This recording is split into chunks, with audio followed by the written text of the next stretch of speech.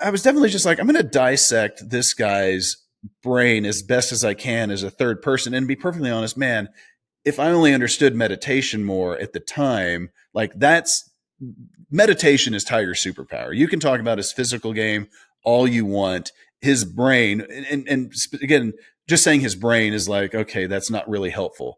His brain, because of his meditation routine, is his superpower. But as I was sitting there, I'm like, okay, I'm going to try to learn everything I can. And I just started watching his routine. And I'm like, dude, this is amazing. It's the exact same thing every single time. And so then I started like timing them from the time he would take his first step to impact. And it was always just like 13 seconds on approach shots. Like it was really impressive. I'm like, if you think about it, like it was 2 looks to the target. Like you could, again, as in the app, I've got a video where I've got like 9 of his swings from the US Open in 2000 that they're not superimposed. They're all just synced up and they're just identical. I mean, they're literally identical. And if you think about it, like the point to that is if you're doing the same thing physically, it's a pretty good indication that you're doing the same thing mentally. You're not over a ball on number 10 at Pebble Beach with an ocean on the right and thinking, well, don't go right on this one. You've picked your target. You're locked in. You've picked a target that takes the ocean into consideration. So now it's just a non-factor. And I think that's for amateurs, especially, the 5 to 15 indexes, and obviously even worse players, because they're just like, well, don't go left. So now they're going to really like just push this thing out to the right. And they're like, well, now I'm fading it. I'm cutting it. So now I'm going to aim further left. And like, no, now you've just made the problem worse. You made your path further left. Tiger just picked his target, was fully committed and fully locked into it. And again, that's, in my opinion, where his driver started getting a little wonky while he was working with Haney. That's when, instead of the 2 looks on autopilot, sometimes it was 3, sometimes it was 1, sometimes it was 2. It was all over the place. And I think that's just some indecision going on where he's just not quite as comfortable.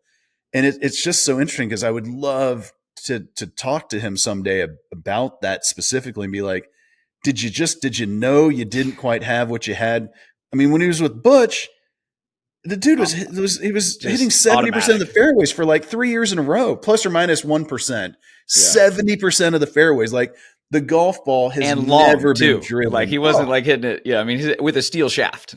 Like, that's crazy. The best the ball can be driven, period. I mean, there will never be a person hitting it with the ball speeds, because he had to be in the 175 to 80 plus, I'm assuming, just because of the carry numbers. I mean, he had to be carrying it probably, 310-ish.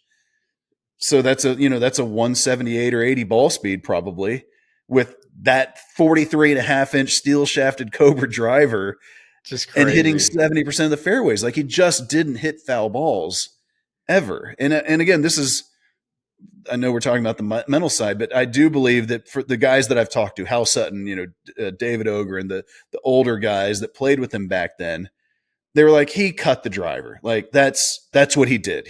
There might be a time or two he tried to draw it, but he basically cut the driver.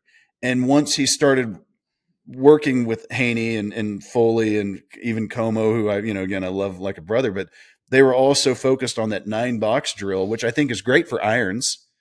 I shouldn't say that. I think it's okay for irons, but the driver should just be the same thing over and over and over again. And the only player that people throw in my face that doesn't do that drives it well, is Rory.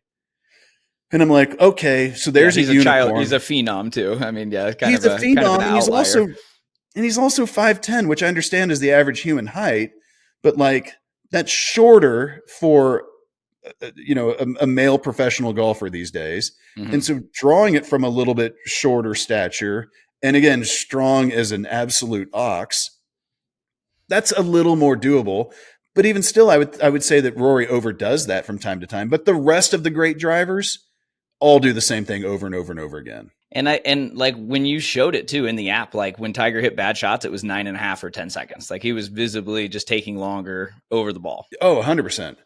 Yeah. I mean, the first time specifically, I went back through, and I think it was like the 13th hole of the US Open at Bethpage, whatever year that was, like 04 or 05. Mm-hmm. I literally went specifically trying to find the first time he would not take 2 looks with the driver. because it was obvious he was doing that in like '07 and '08. And I called Sean Martin from the PGA Tour media, and was like, "Can you get me as much footage of Tiger as possible?" And they literally sent me this box of like 500 CDs. I mean, this is how long ago it was. It was CD-ROMs Love of it. all of Tiger. It was actually amazing. I wish I still had it. I probably do somewhere. Got to find a Although I've moved CD enough player times too, or DVD huh? player. Yeah, exactly. But just to rip them all off of it with the company. But I literally am sitting there just watching in my office and just going to the next drive. And finally, it was on 13. And it was the first time he kind of took his second look was kind of like hesitant.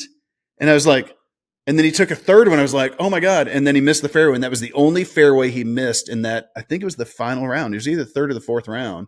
And it was the first time. And again, it's just showing something was going on. It was like confirmation of what I had thought, that giving a different amount of looks meant something different was going on in his brain. Mm-hmm. And you can just see him kind of hesitate. He definitely was not committed to that shot. Have you read the book Golf's 8-Second Secret by Mike Bender? No. So the whole principle is he studied all the major winners who have won at least five majors. So there's only 10, 12, something like that. All but one of them have a routine that's 8 seconds or less by the time they're over the golf ball. So walking into it's about 12, 13, but standing over it is 8 seconds or less. The only one that was the exception was Jack, who was very methodical. I was going to say Jack could waggle. Yeah. So, but other than that, everyone else was automatic. He talks about a lot in the book too, different meltdowns that have happened. And they were with guys that were breaking their routines. They were spending 10, 12, 13 seconds over the ball. He mentioned Lee Westwood being one of those guys. How old is that book? I don't know when it actually was released. I read it about 2 years ago, and it was probably right when I started going through Decade. And I was like, man, there's a lot to this. And then I read the European Tour study they did with RSM Consulting, where they tracked 25,000 shots, and they found something very similar. And so that's when I was like, man, there's a lot to the routine for the mental side of things with timing and just less time over the ball, less lingering, and you hit it better. And then I went through Decade, and you confirmed everything there too. That's interesting. There's an article right here that's the 8-second rule. Are you standing over the ball too long? And it's from December of 2016 in Golf Digest. Yeah. Fascinating. So that's why, I tell everyone to speed up pace of play. I've got that open. I'll definitely get that book and read it. That's it's short too. It's like 150 pages, but they break down a lot of the some of the worst meltdowns that are like hard to watch in majors. And it's usually when players broke their routine. Phil Mickelson at Winged Foot. He mentioned, like I said, Lee Westwood. He talked about Phil though, when he played the British, and when he won that one, his routine was like 6 seconds.